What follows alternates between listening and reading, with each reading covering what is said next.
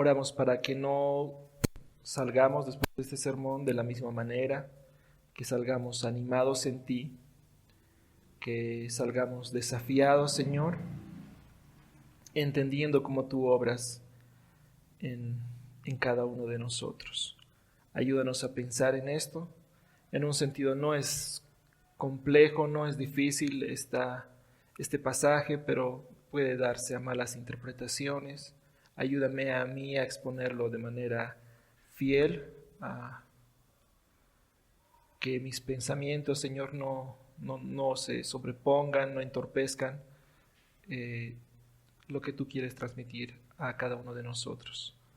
Y que después seamos retados, animados, Señor, desafiados a aplicarlo también, a ponerlo por obra.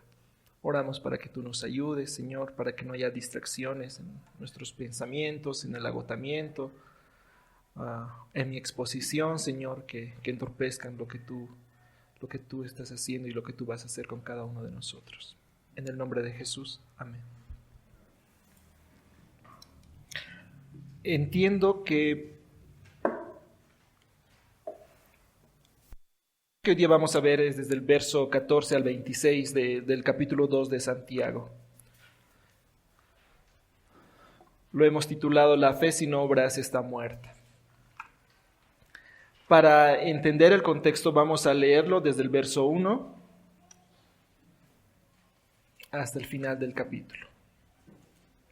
Previo a leer el pasaje, vamos a leer la verdad principal que dice: la fe viva del creyente inevitablemente se ve reflejada en sus acciones, es decir, en sus obras. En general, bíblicamente no se debe separar lo que creemos de lo que hacemos. Como pensamos, así hacemos. Debemos tomar los ejemplos bíblicos que nos enseñan confianza y obediencia a Dios, así como amor por su causa. Ahora sí vamos a leer Santiago 2, versos del 1 al 26. Voy a leer la traducción de la Biblia de las Américas. Hermanos míos, no tengáis vuestra fe en nuestro glorioso Señor Jesucristo con una actitud de favoritismo. Porque si en vuestra congregación entra un hombre con anillo de oro y vestido de ropa lujosa, y entra un pobre con ropa sucia, y dais atención especial al que lleva la ropa lujosa y decís: tú siéntate aquí en un buen lugar, y al pobre decís: tú estate allí de pie, o siéntate junto a mi estrado, ¿no habéis hecho distinciones entre vosotros mismos y habéis venido a ser jueces con malos pensamientos? Hermanos míos, amados, escuchad. ¿No escogió Dios a los pobres de este mundo para ser ricos en fe y herederos del reino que Él prometió a los que le aman? Pero vosotros habéis menospreciado al pobre. ¿No son los ricos los que os oprimen y personalmente os arrastran a los tribunales? ¿No blasfeman ellos el buen nombre por el cual habéis sido llamados? Si en verdad cumplís la ley real conforme a la Escritura, amarás a tu prójimo como a ti mismo, bien hacéis. Pero si mostráis favoritismo, cometéis pecado y sois hallados culpables por la ley como transgresores. Porque cualquiera que guarda toda la ley pero tropieza en un punto, se ha hecho culpable de todos. Pues el que dijo no cometas adulterio, también dijo no mates. Ahora bien, si tú no cometes adulterio pero matas, te has convertido en transgresor de la ley. Así hablad y así proceded, como los que han de ser juzgados por la ley de la libertad. Porque el juicio será sin misericordia para el que no ha mostrado misericordia. La misericordia triunfa sobre el juicio. Y aquí entramos al pasaje que hoy día vamos a ver. ¿De qué sirve, hermanos míos, si alguno dice que tiene fe, pero no tiene obras? ¿Acaso puede esa fe salvarlo? Si un hermano o una hermana no tiene ropa y carecen del sustento diario, y uno de vosotros les dice: id en paz, calentaos y saciaos, pero no les dais lo necesario para su cuerpo, ¿de qué sirve? Así también la fe por sí misma, si no tiene obras, muerta. Pero alguno dirá: tú tienes fe y yo tengo obras. Muéstrame tu fe sin las obras, y yo te mostraré mi fe por mis obras. ¿Tú crees que Dios es uno? Hacéis bien. También los demonios creen y tiemblan. Pero, ¿estáis dispuestos a admitir, oh hombre vano, que la fe sin obras es estéril? ¿No fue justificado por las obras Abraham, nuestro padre, cuando ofreció a Isaac su hijo sobre el altar? Ya ves que la fe actuaba juntamente con sus obras, y como resultado de las obras, la fe fue perfeccionada. Y se cumplió la escritura que dice, y Abraham creyó a Dios, y le fue contado por justicia, y fue llamado amigo de Dios. Vosotros veis que el hombre es justificado por las obras, y no solo por la fe. Y de la misma manera, ¿no fue la ramera Rahab también justificada por las obras cuando recibió a los mensajeros y los envió por otro camino? Porque así como el cuerpo sin el espíritu está muerto, así también la fe sin las obras está muerta. Como habíamos dicho cuando empezamos esta serie de Santiago, y habíamos tomado las palabras de David Mathis para explicar un poquito el enfoque que tenía de Santiago y la motivación de escribir esta carta. Santiago es una carta que nos llama a la acción cristiana, a vivir el evangelio que profesamos, no solo a creerlo. David Nystrom dice de Santiago, es un libro que nos reta, es un libro que nos afirma, es un libro que nos desestabiliza, es un libro que nos convence, pero que no se puede tomar por trivial jamás. Y también es interesante cómo Santiago, a lo largo de toda la carta, va a ir haciendo los contrastes y marcando las diferencias de esos contrastes, ¿no? Va poniendo los opuestos y diciendo prácticamente esto no es lo mismo. Por ejemplo, nos habla antes en el capítulo 1, nos habla de ser hacedores de la palabra versus o en contraste con ser oidores de la palabra. No son lo mismo. Luego nos ha hablado también de la religión verdadera en contraste con la religión falsa. Acá nos va a hablar de lo que es la fe viva en contraste con ¿qué? Con la fe muerta. Más adelante va a hablar de la sabiduría de lo alto en contraste con ¿qué? Con la sabiduría terrenal. Entonces, Santiago siempre va haciendo estos contrastes. Intencional al hacer estos contrastes. Y seguramente es con un propósito. Y el propósito es que entendamos que hay cosas que nosotros podemos confundir cuando nosotros estamos abrazando lo que Santiago nos anima a no abrazar. El pasaje que hoy día estamos revisando, el que acabamos de leer, es medular para toda la carta. En un sentido pareciera que estuviera repitiendo una y otra vez las mismas ideas. Santiago lo que está queriendo hacer es desarrollar esas ideas. Y como antes mencionaba en la oración, este pasaje no es difícil de entender. Somos nosotros los que a veces queremos complicarlo. Pero lo cierto es que una lectura superficial de este pasaje puede llevarnos a malas interpretaciones, a contradicciones. Y es más, podemos llegar a contradecir el Evangelio mismo. Por eso la importancia de leer este pasaje con mucha atención y entenderlo en el contexto. Por eso lo leíamos desde el verso 1. ¿Cómo debemos entender este pasaje que acabamos de leer? Obviamente, aplicado para la salvación, la pregunta sería, ¿hay un solo camino o hay más de un camino? Hemos escuchado desde Jesús mismo decir que hay un solo camino, que Él es el camino. Después, a lo largo de las exposiciones de Pablo en sus cartas, él va explicando que la salvación es por fe. La salvación puede ser por fe o también puede ser por obras. La fe es suficiente para la salvación, no necesaria es la fe más las obras. Como ya habíamos aclarado antes, cuando exponíamos Santiago 1, 22, 25, lo que hablaba de ser hacedores de la palabra, Santiago no está contradiciendo a Pablo. Recordemos que Pablo, especialmente en Romanos, explica que la salvación es por fe. Lo que más bien Santiago está queriendo explicarnos es diferenciar la fe viva de la fe muerta. Vamos a pasar al primer punto. La relación entre la fe viva y las obras.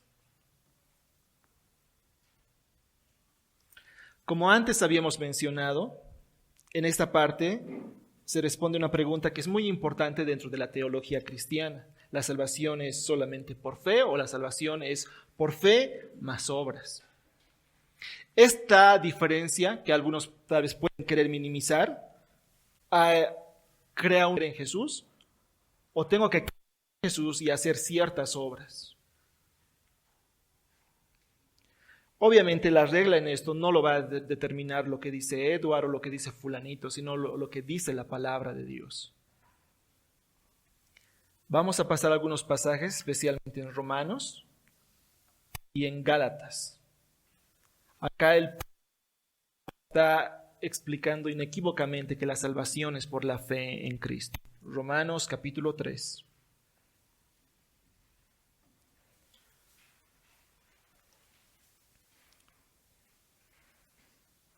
Romanos verso 28. Después de hacer una exposición y una explicación, dice, porque concluimos que es justificado por la fe, aparte de las obras de la ley. Si me acompañan todavía en Romanos capítulo 5, verso 1.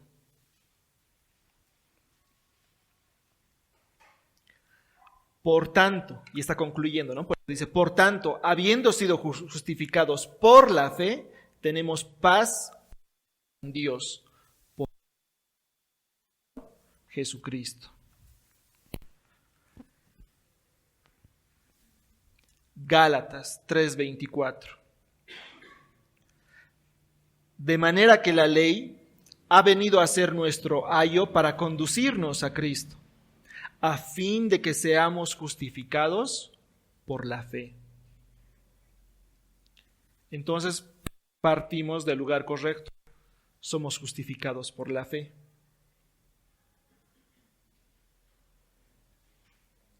Volvamos a hacernos otra pregunta. Santiago entonces nos está diciendo que no es suficiente con poner nuestra fe en Cristo. ¿Es necesario hacer otras obras para lograr la salvación?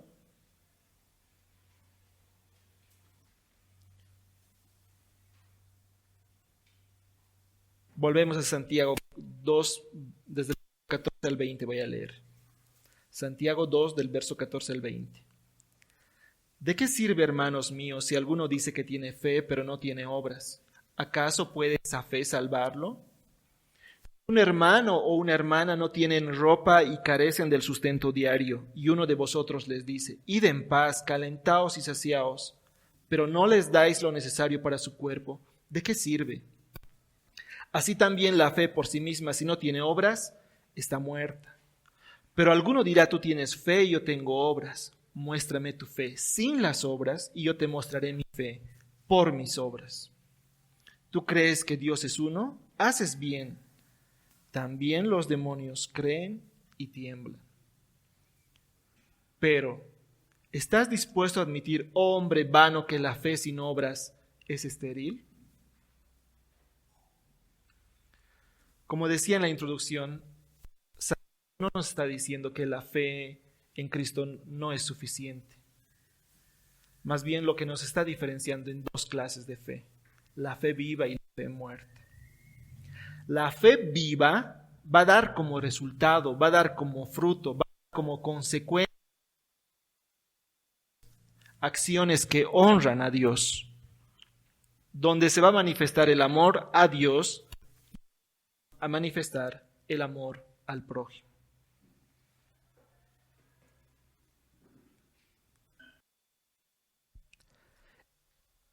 En cambio, la fe muerta se va a caracterizar por no tener obras. Y tal vez por eso Santiago está usando la palabra es estéril.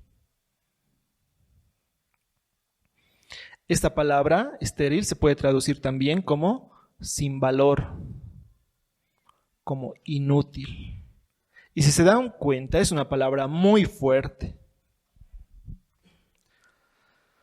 Generalmente los no creyentes, cuando hablan de fe, ellos ponen su énfasis en la fe, ¿verdad? Lo importante es que tenga fe, no importa lo que te está pasando, vas a salir adelante. Lo importante es que tenga fe. Pero tal vez no tienen la claridad de esta diferenciación de estas dos clases de fe. Y es más, su esperanza, al final de cuentas, no está puesta en Dios, sino más bien en sí mismos y en el tamaño de su fe, por así decir.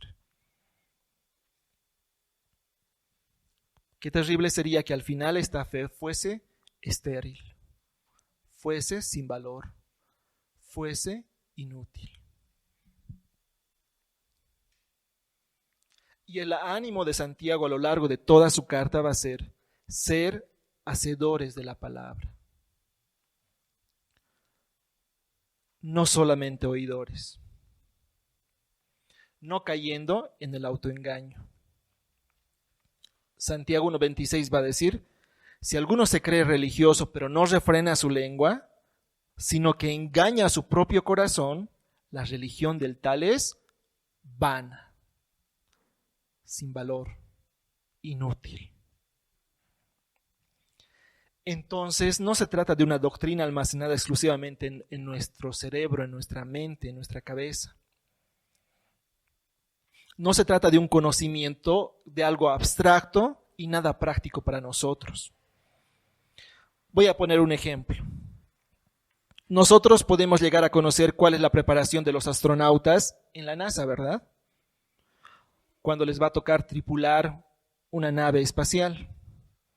Hay varias maneras de aprenderlo. Podemos verlo en un documental, podemos leer un artículo o algo así.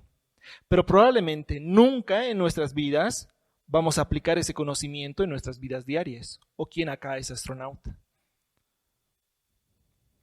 Es decir, el conocimiento va a quedar en un conocimiento teórico.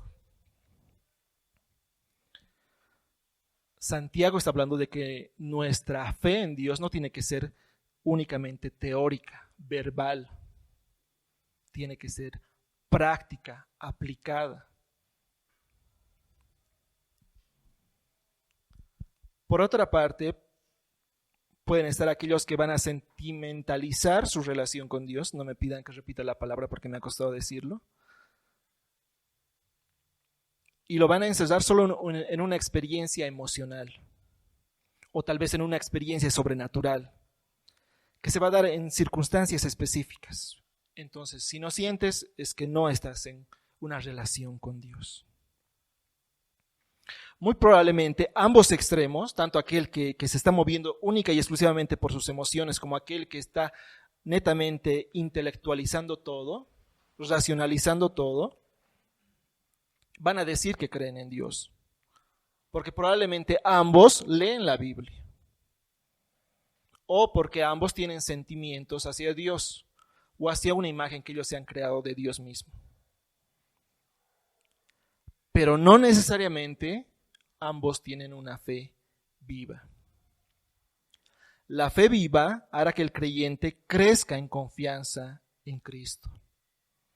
Que crezca en confianza en Cristo, en su obra. No solamente en la expiación, ¿no? Sino en el día a día. En su obra, por ejemplo, en nuestra santificación.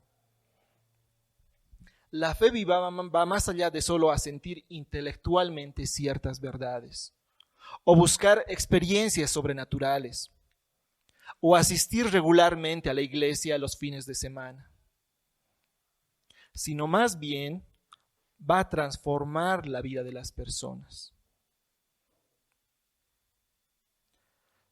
Nuestra confianza y dependencia de Cristo, ¿sí?, va a ir en aumento, ¿sí?, va a ir creciendo, y vamos a ir buscando además la voluntad de Dios. Por ejemplo, y hay cosas que son claras, ¿no? Hay cosas que no son tan claras, pero hay cosas que son demasiado claras para nosotros y que solamente nos toca ¿qué? Aplicar. Por ejemplo, ¿cuál es la voluntad de Dios para mí hacia mis padres? Claramente la Biblia me dice que yo los debo honrar. Pero no se queda ahí con que yo conozca ese mandamiento. La pregunta es, ¿los honro? O la voluntad de Dios para el creyente para con su iglesia. Obviamente tenemos que entender que es primero que sea parte de la iglesia local y que sea miembro activo.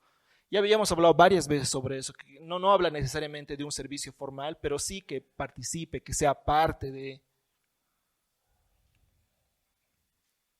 Ahora la pregunta es, ¿lo somos?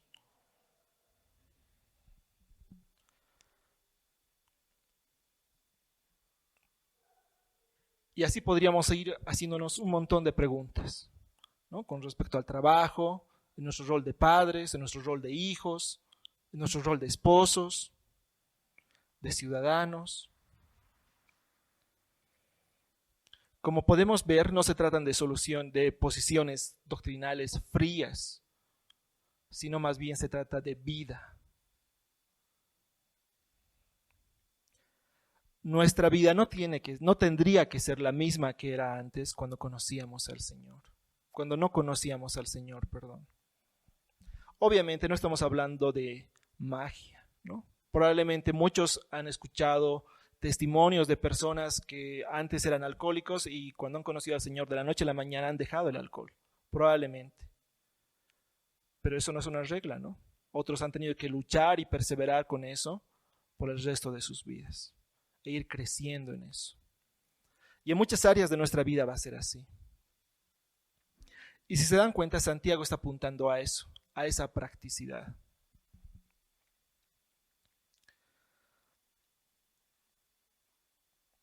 Sergio explicaba en el anterior sermón que una vez que la persona nace de nuevo, es decir, que se hace creyente verdadero, su naturaleza cambia. No debemos negar el pecado remanente, hemos hablado, el creyente va a luchar contra eso hasta que su cuerpo sea glorificado. Pero obviamente en un proceso gradual, su mente se va a ir renovando, su mente se va a ir cambiando. Sus pensamientos van a cambiar, su voluntad va a cambiar. En consecuencia, como resultado, va a haber un fruto visible. Principalmente en el carácter.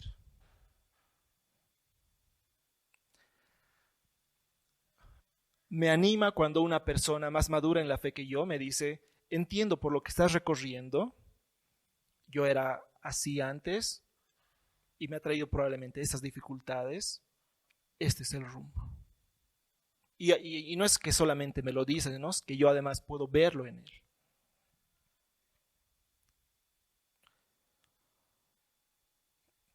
Podemos resumirlo así. En lo que pensamos más, en eso hacemos. Esto va a aplicar tanto para la persona natural como para la persona espiritual.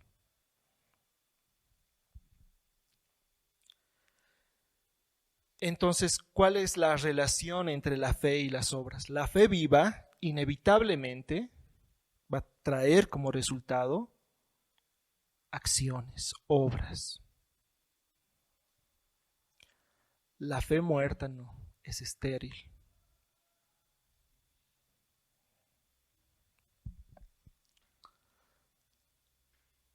Aplicando la fe en lo práctico. Santiago 2:14. ¿De qué sirve, hermanos míos, si alguno dice que tiene fe, pero no tiene obras? ¿Acaso puede esa fe salvarlo? Y la respuesta es no, no puede salvarlo, porque a la fe a la que se está refiriendo en este versículo es a esa fe inútil, a esa fe improductiva, a esa fe que no sirve. Probablemente va a ser solamente un consentimiento intelectual o netamente movido por las emociones, pero no ha rendido su voluntad. Recuerdo cuando empezaba mi vida cristiana y veía algunas personas dentro de las iglesias que habían hecho una profesión pública de fe. No sé, probablemente pasar al frente, repetir la oración del pecador, pero después de eso sus vidas seguían siendo entregadas al pecado. Obviamente esto generaba muchas preguntas en mí y probablemente no solamente en mí, ¿no? Y me preguntaba, ¿es esto normal? Y en la búsqueda de respuestas alguien me dijo respecto a eso que es que esa persona a la que has visto hacer eso probablemente ha aceptado a Jesús como su Salvador, pero no como su Señor.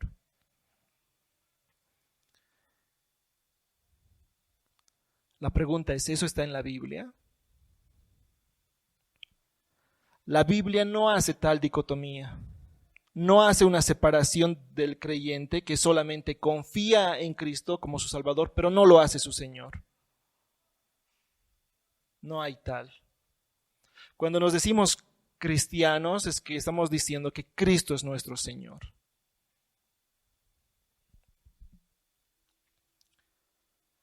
De manera semejante a que no hay dicotomía entre el ser y el hacer que hemos hablado en una anterior oportunidad. Conforme a lo que somos, eso hacemos.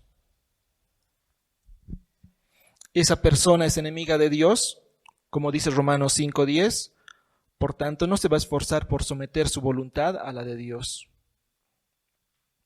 ¿Esa persona ha nacido de nuevo? Sí, entonces en general va a haber un crecimiento, va a haber un rumbo, va a haber un esfuerzo de negarse a sí mismo y hacer la voluntad de Dios.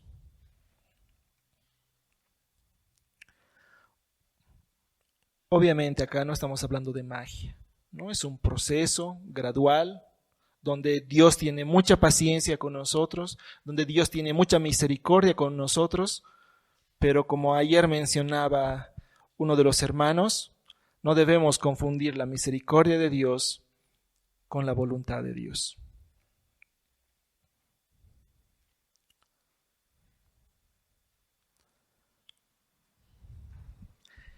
Entonces, ¿qué respecto a estas personas, ¿sí?, que no han rendido su voluntad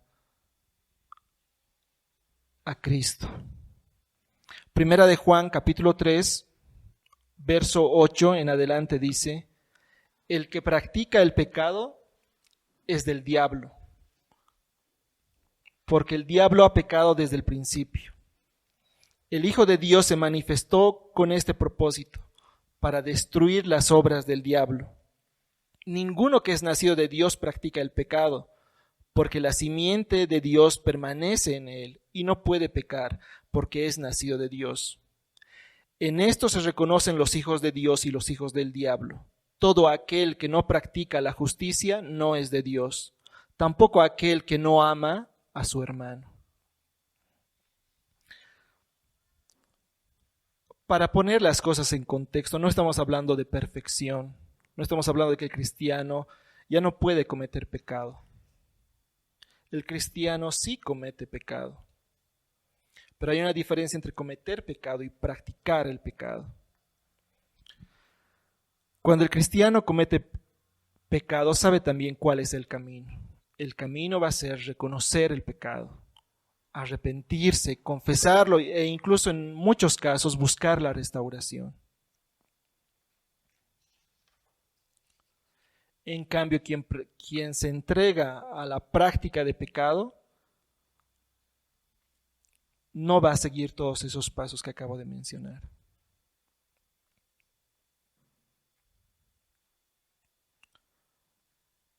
Continuamos con Santiago. En el verso 15 al 17, Santiago está poniendo un ejemplo hipotético.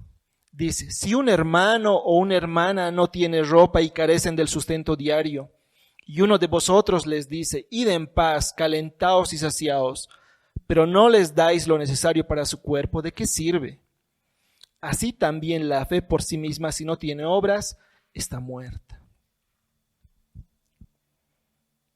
Una aplicación del Evangelio de la gracia de Dios en Cristo es que nosotros amemos como Cristo nos ama. Ese es el punto de partida, ¿verdad? Porque si hablamos, por ejemplo, de amar, de tener un sentimiento bonito hacia nuestros enemigos, eso no pasa. Nuestro punto de partida es que nosotros amemos como Cristo nos ama.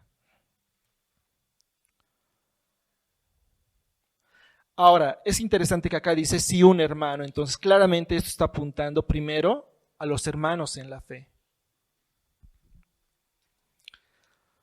Entonces, mi hermano en Cristo no tiene ropa y carece de sustento y me lo comenta, me lo transmite y yo le voy a decir, vete tranquilo, confía en Dios, voy a estar orando por ti.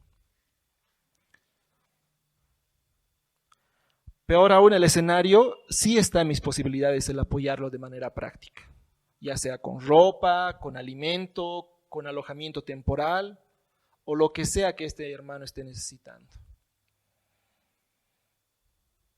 Ahora la pregunta es, ¿yo nunca he hecho eso?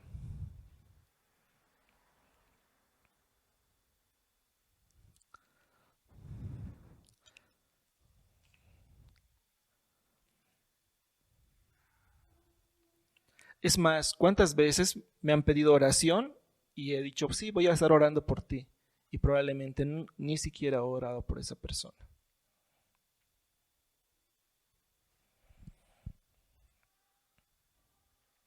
Ahora, solamente un punto a aclarar acá. No está hablando de que nosotros patrocinemos la holgazanería, ¿no? Dios es claro en eso. En 2 Tesalonicenses 3:10 en adelante dice, porque aun cuando estábamos con vosotros os ordenábamos esto, si alguno no quiere trabajar, que tampoco coma. Porque oímos que algunos entre vosotros andan desordenadamente sin trabajar, pero andan metiéndose en todo. A tales personas les ordenamos y exhortamos en el Señor Jesucristo que trabajando tranquilamente coman su propio pan.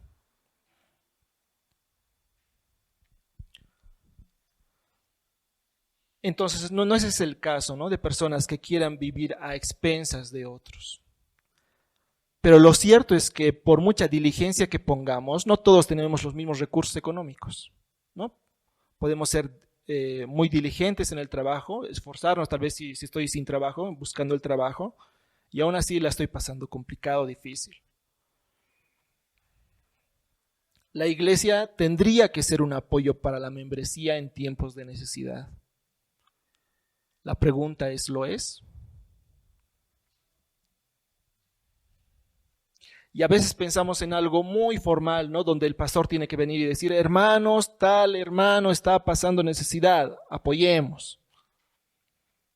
Pero probablemente esa no es la única manera, sino más bien que hay una relación entre hermanos, ¿sí? Que nosotros sepamos cómo están nuestros hermanos y nosotros podamos apoyar. Y probablemente nosotros tengamos que ser los que nos acerquemos, ¿sí? A los líderes y decir, esta persona está pasando necesidad, ¿qué tal si apoyamos de esta manera?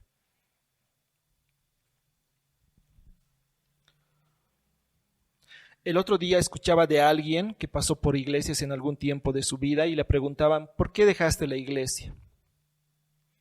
Y él respondía, porque son instituciones que se aprovechan de la gente, les sacan plata y quieren ejercer poder usando el nombre de Dios. ¿Hay de esas instituciones? Obviamente. Ahora, ¿ese es el rol de la iglesia? Para nada.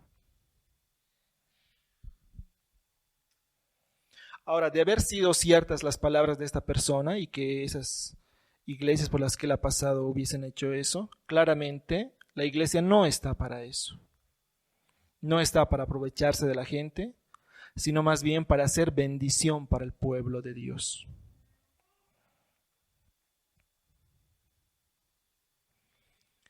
Otra vez, en esta parte, en Santiago 2:15, empieza diciendo, si un hermano.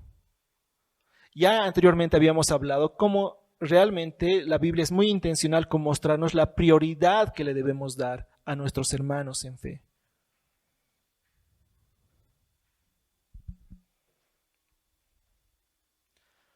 Eso no quiere decir que únicamente vamos a apoyar a nuestros hermanos en fe y si este no es creyente, entonces no le apoyo.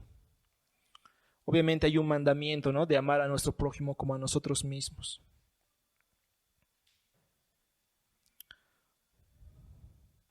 Pero estamos hablando de prioridades acá. Pablo dice en Gálatas, y no nos cansemos de hacer el bien, pues a su tiempo, si no nos cansamos, segaremos. Así que entonces hagamos bien a todos según tengamos oportunidad, especialmente a los de la familia de la fe. ¿Está restringido solamente a los de la iglesia? No, pero especialmente a los de la familia de la fe. Y en esto de ayuda práctica, ¿sí? Como por ejemplo es alimento, ¿no? Comida, trabajo, formas de apoyar. Como en el ejemplo hipotético que pone, hay que cuidar, tener el rumbo claro. Y hay dos extremos que no son saludables, ¿no? Y que además no son bíblicos, que la iglesia tiene que cuidar. Uno, que la iglesia que la iglesia solo se ocupe del bienestar espiritual, ¿no? Y todo lo espiritualice. El caso de Santiago que está poniendo acá en 2:15 es eso, ¿no? Le dice, voy a orar por ti. Ahora estás con hambre, está en mi posibilidad de ayudarte, está en mi posibilidad de darte pan, voy a orar por ti. Es más, confía en Dios. ¿Por qué no confías en Dios? No solamente pensando que hay un tema espiritual, cuando hay que entender que el ser humano no solamente es espíritu, también es cuerpo, ¿no? Y el otro extremo está que la iglesia se desenfoque y que se ocupe de hacer obra social. Muchas veces, apoyándose en este pasaje de Santiago, por ejemplo, algunas iglesias han empezado, ¿no?, con hacer obra social, con apoyar, pensar en hogares, en algún ministerio que pueda apoyar a niños. Y en el tiempo, al no tener el norte claro, se han desenfocado. La obra social no es el rol principal de la iglesia, pero sí es algo de lo que debemos ocuparnos. Entonces son ahí extremos de los cuales nosotros debemos cuidarnos. ¿Cómo podemos encontrar ese equilibrio? Mejor, en vez de hablar de equilibrio, hablemos de ese enfoque bíblico. Obviamente es viendo la Biblia, y si no hay mandamientos podemos ver también ejemplos en esto. Y Hechos es un buen referente para esto. Acompáñenme con sus Biblias a Hechos capítulo 2.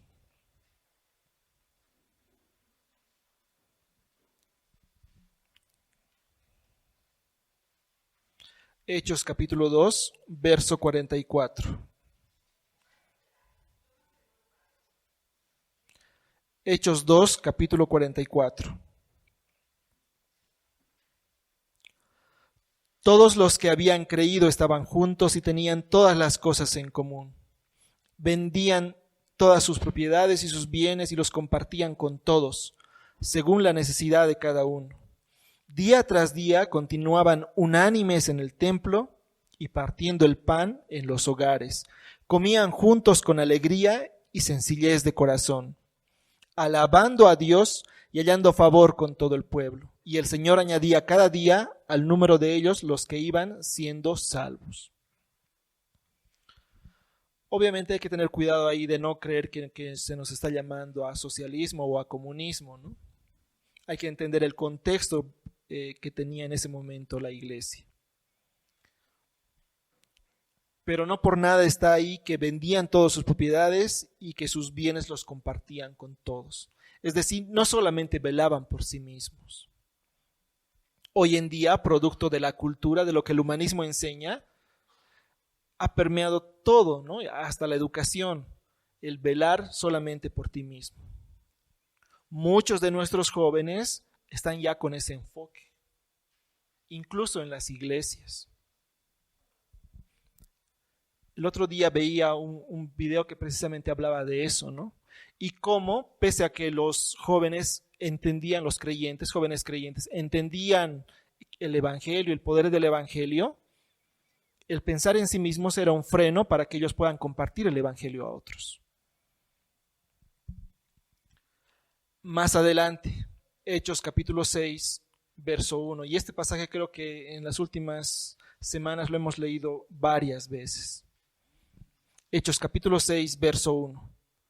Por aquellos días, al multiplicarse el número de los discípulos, surgía una queja de parte de los judíos helenistas, los griegos, en contra de los judíos nativos, porque sus viudas eran desatendidas en la distribución diaria de los alimentos. Esto era algo que la iglesia estaba haciendo. ¿Para quiénes? Para las viudas. Entonces los 12 convocaron a la congregación de los discípulos y dijeron: no es conveniente que nosotros descuidemos la palabra de Dios para servir mesas. Por tanto, hermanos, escoged entre vosotros 7 hombres de buena reputación, llenos del Espíritu Santo y de sabiduría, a quienes podamos encargar esa tarea. Y nosotros nos encargaremos a la oración y al ministerio de la palabra. Lo propuesto tuvo la aprobación de toda la congregación, y escogieron a Esteban, un hombre lleno de fe y del Espíritu Santo, a Felipe, a Prócoro, a Nicanor, a Timón, a Parmenas, a Nicolás, un prosélito de Antioquía, a los cuales presentaron ante los apóstoles, y después de orar, pusieron su mano sobre ellos. Y la palabra de Dios crecía, y el número de los discípulos se multiplicaba en gran manera en Jerusalén, y muchos de los sacerdotes obedecían a la fe. Los apóstoles de Cristo entendían que su rol principal era espiritual, pero no negaban la existencia de necesidades físicas. Y entonces veían cómo la iglesia también podía suplir mejor esta necesidad. Claramente la iglesia se ocupaba de buscar el bienestar de la membresía, no solamente bienestar espiritual, sino también bienestar físico. Entendiendo el rol de la iglesia, entonces podemos avanzar. Santiago dice, volviendo a Santiago en el verso 17, así también la fe por sí misma, si no tiene obras, está muerta. Pablo va a poner claridad en Gálatas 5:6, porque en Cristo Jesús ni la circuncisión ni la incircuncisión significa nada, sino la fe que obra por amor. La fe que obra por amor. El motor que va a impulsar la fe, dando como resultado las acciones, va a ser el amor. Ese amor que primero hemos recibido de parte de Dios es el que vamos a dar a nuestro prójimo. Versos 18 al 20. Pero alguno dirá, tú tienes fe y yo tengo obras, muéstrame tu fe sin las obras y yo te mostraré mi fe por mis obras. ¿Tú crees que Dios es uno? Haces bien, también los demonios creen y tiemblan. ¿Pero estás dispuesto a admitir, oh hombre vano, que la fe sin obras es estéril? Varios coinciden que el verso 18 puede considerarse la idea principal de la carta de Santiago, porque va a resumir muy bien lo que Dios enseña sobre lo que es la verdadera religión, expresada en una fe verdadera, en una fe práctica.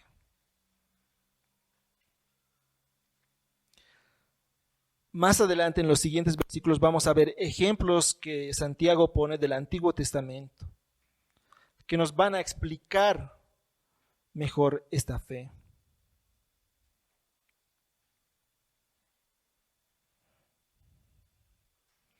Muchos habrán escuchado este ejemplo. Si tú estás por salir, ¿no? Y para poner el ejemplo más comprensible, y estás llevando, no sé, documentos, y crees realmente que va a llover, ¿no? Entonces, si realmente crees que va a llover, ¿qué tendrías que hacer? Si no quieres que tus documentos se mojen, llevar paraguas, ¿verdad? O ponerte un impermeable.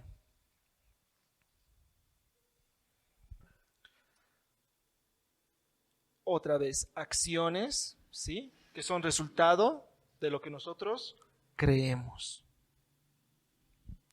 No se me ocurre una fe que agrade al Señor, que no afecte nuestras acciones, que no afecte nuestras decisiones.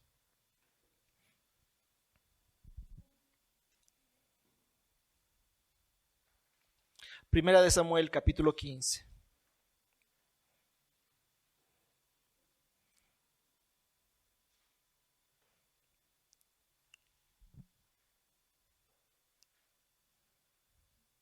Aquí el profeta Samuel le está hablando a Saúl. ¿Por qué pues no obedeciste la voz de Yahvé, sino que te lanzaste sobre el botín e hiciste lo malo ante los ojos de Yahvé? Entonces Saúl dijo a Samuel, yo obedecí la voz de Yahvé y fui en la misión a la cual Yahvé me envió. y he traído a Agag, rey de Amalec, y he destruido por completo a los amalecitas. Mas el pueblo tomó del botín ovejas y bueyes, lo mejor de las cosas dedicadas al anatema, para ofrecer sacrificio a Yahvé tu Dios en Gilgal. Y Samuel dijo: ¿se complace Yahvé tanto en holocaustos y sacrificios como en la obediencia a la voz de Yahvé?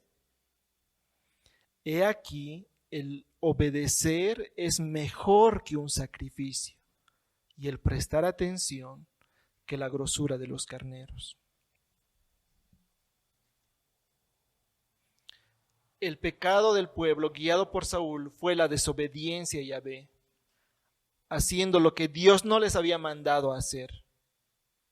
Ellos debían destruir por completo a los amalecitas y sus posesiones, ¿no?, incluidos sus animales. Pero decidieron ellos guardar lo mejor de los animales y han querido justificar sus conciencias diciendo: con esto vamos a ofrecer un sacrificio a Dios.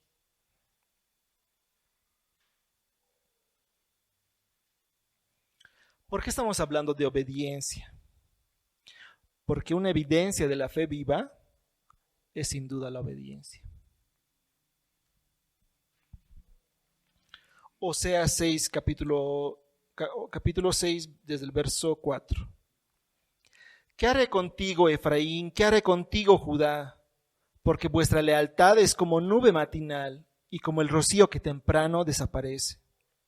Por tanto, los he despedazado por medio de los profetas, los he matado con las palabras de mi boca. Los juicios sobre ti son como luz que sale, porque más me deleito en la lealtad que en el sacrificio, y más en el conocimiento de Dios que en los holocaustos. Dios estaba guiando a su pueblo a una vida de dependencia en Él.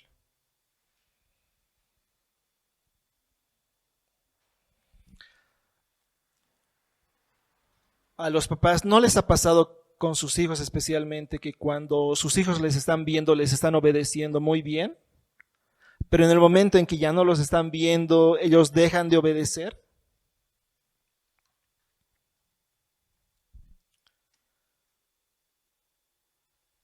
Realmente Dios nos enseña mucho con nuestros hijos.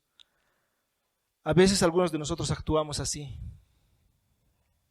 ¿A qué me refiero? Que nosotros somos el pueblo de Dios, llamados no a repetir una oración y luego a aquietar nuestras conciencias viniendo a la iglesia más o menos de manera regular, sino más bien a vivir para Él.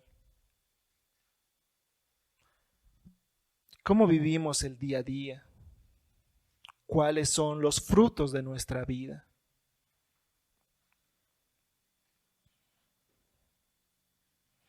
Cuando Santiago en el verso 18 del capítulo 2 dice: tú tienes fe y yo tengo obras, muéstrame tu fe sin las obras y yo te mostraré mi fe por mis obras.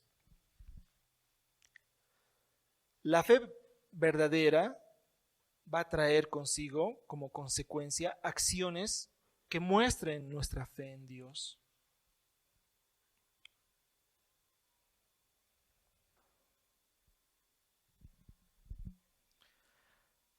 Antes nuestro enfoque éramos nosotros, ¿sí? Como creyentes, esto no debe de ser así.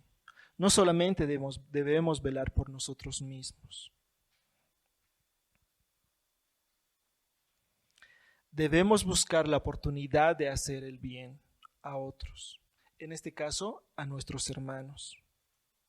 Cuando el pastor Eduardo habla, por ejemplo, de involucrarnos unos en la vida de los otros, no se refiere a que no nos contemos nuestras historias, nuestros chismes o cosas así, se refiere a eso, a que nuestros hermanos nos importen, nosotros les hagamos bien y a la vez seamos animados también por ellos. Ser bendición unos de otros. Volviendo a Santiago 2, 19, 20. ¿Tú crees que Dios es uno? Haces bien, también los demonios creen y tiemblan. Pero ¿estás dispuesto a admitir, oh hombre vano, que la fe sin obras es estéril? Y aquí está el punto que hablábamos antes, la obediencia. Cuando dice tú crees que Dios es uno, está hablando una frase, un lema que era emblema del pueblo judío. Lo que a ellos les diferenciaba era precisamente eso, ¿no? Sus vecinos, los pueblos que estaban alrededor del pueblo judío, también creían en otros dioses. Deuteronomio 6:4 dice, escucha, oh Israel, Yahvé es nuestro Dios, Yahvé uno es. Santiago está, ya que su público principalmente es judío, está hablando de esto. Esto que era un emblema para los judíos es lo que está sacando. Pero dice, no basta con que tú declares, confieses eso, que tú creas que Dios es uno. Y eso está hablando de que Dios, en realidad Dios es único, ¿verdad? No hay otro como Él.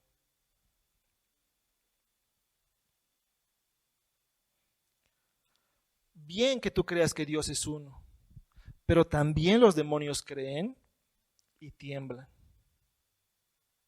Obviamente, acá está hablando de que los demonios tienen conocimiento de que Dios existe, ¿verdad? Pero ellos no buscan hacer voluntariamente la voluntad de Dios.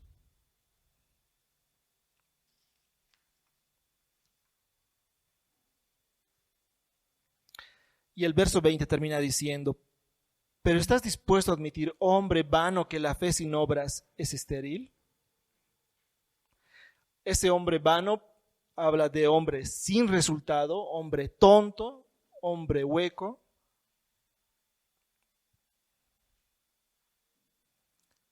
La fe debe permear todas las áreas de nuestra vida. Obviamente esto no va a suceder de la noche a la mañana, va a ser gradual, pero debe haber ese rumbo, debe haber esa dirección. Y así también Santiago, por eso mismo Santiago habla de prueba, porque muchas veces nuestra fe sale a relucir ¿cuándo? En tiempo de prueba. Y ya para terminar, los ejemplos bíblicos de fe viva.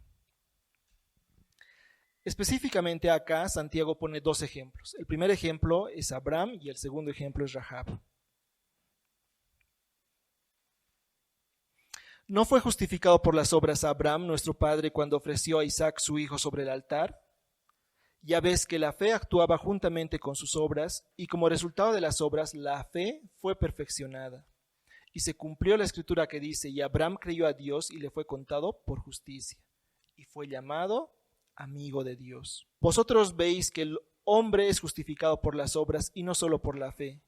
De la misma manera, ¿no fue la ramera Rahab también justificada por las obras cuando recibió a los mensajeros y los envió por otro camino? Porque así como el cuerpo sin el espíritu está muerto, así también la fe sin las obras está muerta.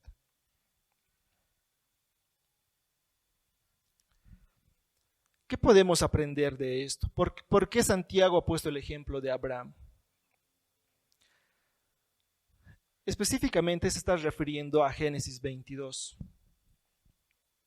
Y el episodio es cuando Dios prueba a Abraham y le dice que sacrifique a su hijo.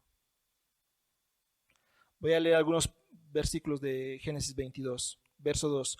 Y Dios dijo, toma ahora a tu hijo, tu único, a quien amas, a Isaac, y ve a la tierra de Moriah y ofrécelo allí en holocausto sobre uno de los montes que yo te diré.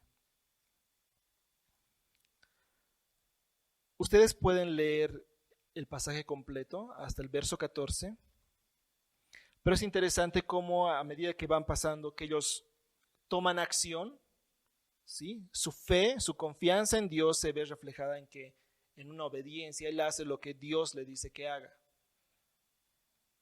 Él se sentía bien al hacer eso, probablemente no. Seguramente no. Vean el verso 7.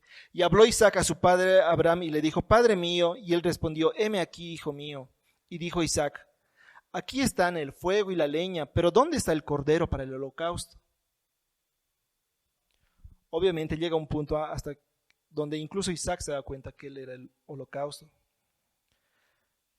Imaginen el conflicto en la mente de Abraham mientras él iba en camino. O cuando Isaac le hace esa pregunta, ¿dónde está el cordero para el holocausto? Ahora el panorama se pone tan complejo en cuanto a la prueba porque dice que Isaac era el hijo de la promesa. Parece que las cosas no están cuadrando, pero esa es la orden de Dios. Dios le pide que le entregue a su hijo Isaac.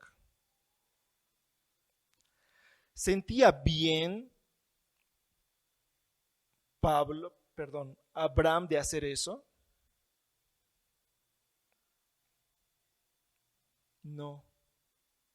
Pero eso no lo detuvo de hacer lo que Dios le estaba mandando. Confiaba en Dios y eso lo movía a obedecer.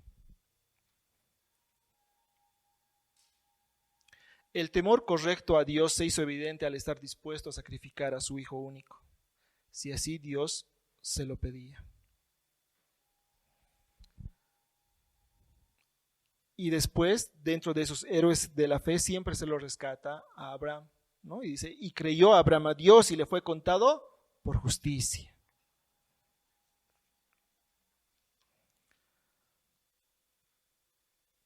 Obediencia, pero obediencia que se traduce en acciones. Rahab. El pasaje de Rahab está en Josué 2, versos del 1 al 21. Josué manda 2 espías para que vayan a Jericó, ¿sí? a explorar el territorio. Entonces, Rahab, que era una prostituta, los recibe, ¿sí? Y después se enteran los líderes ahí de Jericó que estaban ahí. Ella los oculta y ellos van en busca de estos 2 espías. Ella les dice, ya han salido, sí estaban acá, yo no sabía que eran ellos, ya han salido, vayan por allá. Y entonces van a perseguirlos. Antes de eso, entonces ella luego les ayuda a escapar y ella les dice a los hombres, verso 9, sé que Yahvé os ha dado la tierra y que el terror vuestro ha caído sobre nosotros y que todos los habitantes de la tierra se han acobardado ante vosotros. Porque hemos oído cómo Yahvé secó el agua del mar Rojo delante de vosotros cuando salisteis de Egipto, y de lo que hicisteis a los 2 reyes de los amorreos que estaban al otro lado del Jordán, a Sehón y a Og, a quienes destruisteis por completo. Y cuando lo oímos, se acobardó nuestro corazón, no quedando ya valor en hombre alguno por causa de vosotros, porque Yahvé vuestro Dios, Él es Dios arriba en los cielos y abajo en la tierra.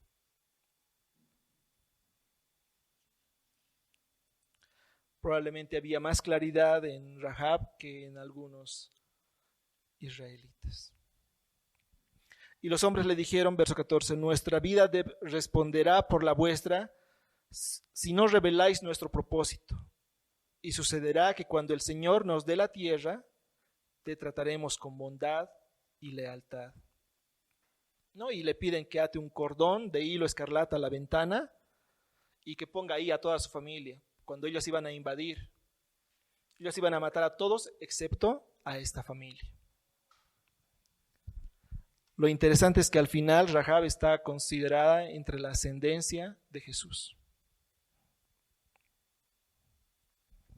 No es poco importante el hecho de que Santiago haya escogido este ejemplo. Recordemos que antes Santiago les llama la atención por hacer diferencias por las apariencias externas de los visitantes de la iglesia. ¿Recuerdan ese pasaje? Lo hemos leído hoy día al principio. Aquí hay evidencia otra vez de eso por partida doble. Primero porque Rahab es hospitalaria ¿con quiénes? Con los espías que eran extranjeros. Y porque los espías no descartan a Rahab por ser prostituta.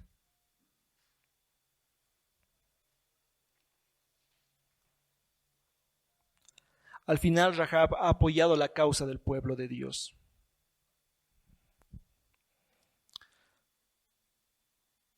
Estos son 2 ejemplos de fe viva que pueden resumirse justamente en el pasaje que hoy día hemos leído cuando se hacía la lectura bíblica. que también está en Mateo. Van y le preguntan a Jesús: Maestro, ¿cuál es el gran mandamiento de la ley? Y él les dice: amarás a Yahvé tu Dios con todo tu corazón, con toda tu alma, con toda tu mente. Este es el grande y el primer mandamiento. Y el segundo es semejante a este: amarás a tu prójimo como a ti mismo. De estos dos mandamientos depende toda la ley y los profetas.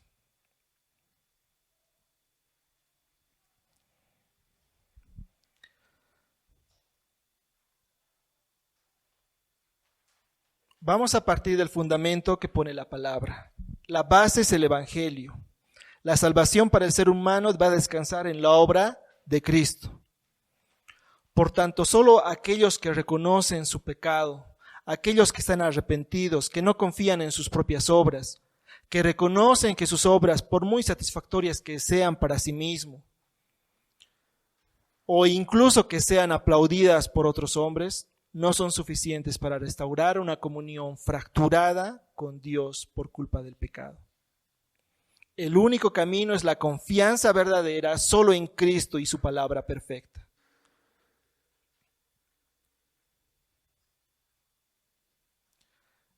¿Y esto para qué? Para devolver una comunión real con Dios. Y es a partir de este nuevo nacimiento espiritual, una nueva naturaleza, que podemos amar a Dios correctamente y pensar en nuestro prójimo como si se tratara de nosotros mismos. La fe viva se va a manifestar inevitablemente en el rumbo de nuestras acciones. Todos hemos escuchado comentarios como el de ese joven que en algún momento en su vida ha pasado por una iglesia, ¿no? Y tenía pensamientos nada gratos con respecto a esa experiencia.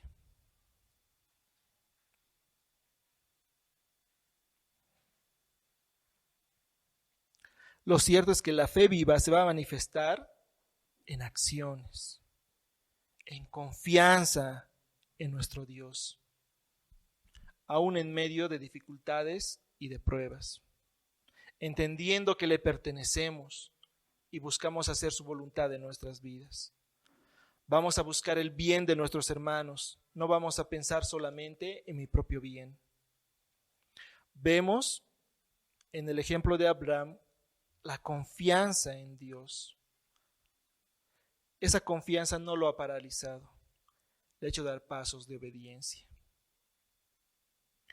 confiando en que Dios conoce y sabe más que nosotros. Pensemos en Rahab, que desde su posición ha sabido apoyar al pueblo de Dios, al final apoyando la causa misma de Dios. No debemos separar lo que creemos de lo que hacemos. Y esto tiene varias implicaciones y podemos ir atando con algunos otros sermones que se han ido predicando, ¿no? No debemos separar lo que creemos de lo que hacemos. ¿Cómo administramos nuestro tiempo? ¿Qué es lo que hacemos? ¿Podríamos abrirlo a los demás? ¿Cómo ocupamos nuestro tiempo? ¿Cómo ocupamos nuestros pensamientos? ¿Cuáles son nuestras acciones? ¿O actuamos como esos hijos que mientras el papá lo está viendo, está obedeciendo, pero ni bien el papá deja de verlo, ya empieza a desobedecer? O podemos caer en doblez, ¿no? Nuestra mejor vestimenta, nuestra mejor ropa, nuestra mejor cara, poner una sonrisa para cuando estamos con los hermanos en la iglesia. Pero la pregunta es, ¿cómo estamos después entre semana? ¿Estamos siendo luz? ¿Estamos siendo sal? ¿Sabemos cómo están nuestros hermanos? ¿Sabemos qué problemas, qué necesidades están pasando? Y si sabemos, ¿estamos apoyando? ¿Qué clase de fe tengo? ¿Tengo una fe viva o tengo una fe estéril? ¿Mis acciones corresponden a la fe que profeso?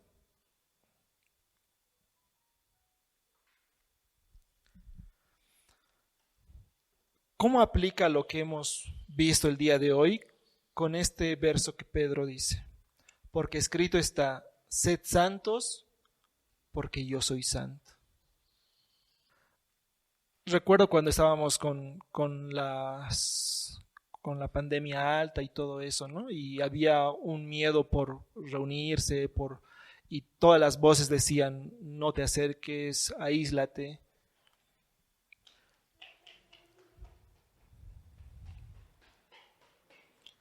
Algunos hermanos han enfermado y la estaban pasando mal. Cuánto de ánimo ha sido cuando hermanos en la fe, aun con el riesgo, se han acercado para ver cómo estaban, para ayudarles, para apoyarles. Y ojo, ¿no? Yo no digo eso porque yo no era uno de esos hermanos. Pero eso ha sido de mucho ánimo. Estaban viendo no solamente por sí mismos, sino por su prójimo, por su hermano, de una manera práctica. Es evidente mi preocupación por mis hermanos en un sentido correcto, ¿no? No en un sentido de creernos Dios y que nosotros vamos a solucionar los problemas del mundo. Otra pregunta. ¿Cuándo ha sido la última vez que he apoyado de una manera práctica a mis hermanos? ¿Lo hago de una manera regular? ¿Ya es parte de mi vida?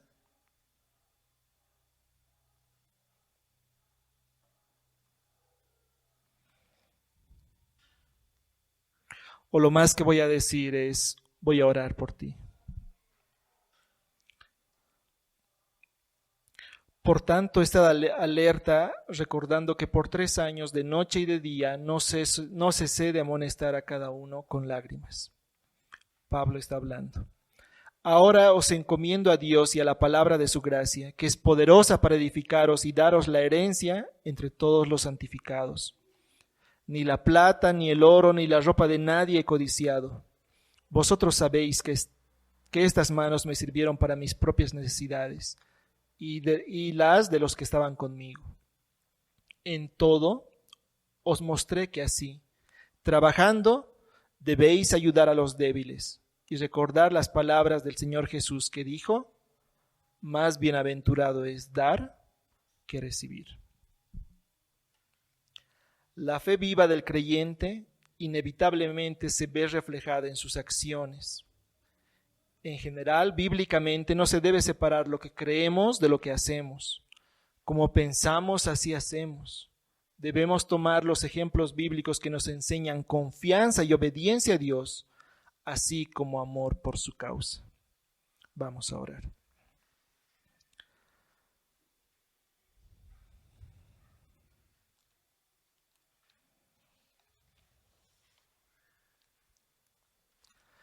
Señor, gracias por tu palabra, gracias por mostrarnos que no son verdades aisladas, teóricas, ideales, que no se pueden aplicar en la vida diaria.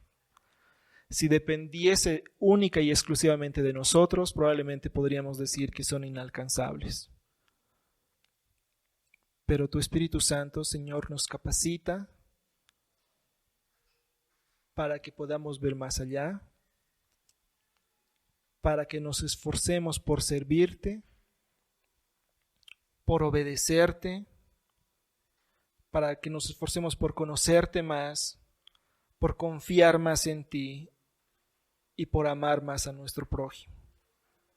Ayúdanos a tomar el ejemplo de Abraham, a tomar el ejemplo de Rahab, sea cual sea nuestra posición, Señor, y ver la forma de aplicar nuestra fe en áreas que tal vez estamos flaqueando, que tal vez no estamos aplicando. Señor, ayúdanos a no vivir en doblez, profesando una cosa con nuestra boca, pero haciendo otra cosa con nuestras acciones. Y sabemos que el punto de partida es nuestros pensamientos. Ayúdanos a renovar nuestros pensamientos. Porque como pensamos, Señor, es como después hacemos. Señor, ayúdanos a considerar a nuestros hermanos, ayúdanos a amar a nuestros hermanos, a ocuparnos también de ellos, ver la forma de ayudar, de apoyar, y solo tú puedes darnos la sabiduría, Señor, para hacerlo así. Ayúdanos a ver más allá, Señor. Ayúdanos a crecer en esa fe viva, Señor, una fe que trae como resultado acciones que te honran, Señor. Una diferencia con respecto a nuestra vida pasada. Gracias, Señor, porque nos muestras que no se trata solamente de doctrina muerta, sino más bien de vidas transformadas en tu poder. Gracias te damos en Cristo por eso. En el nombre de Jesús. Amén.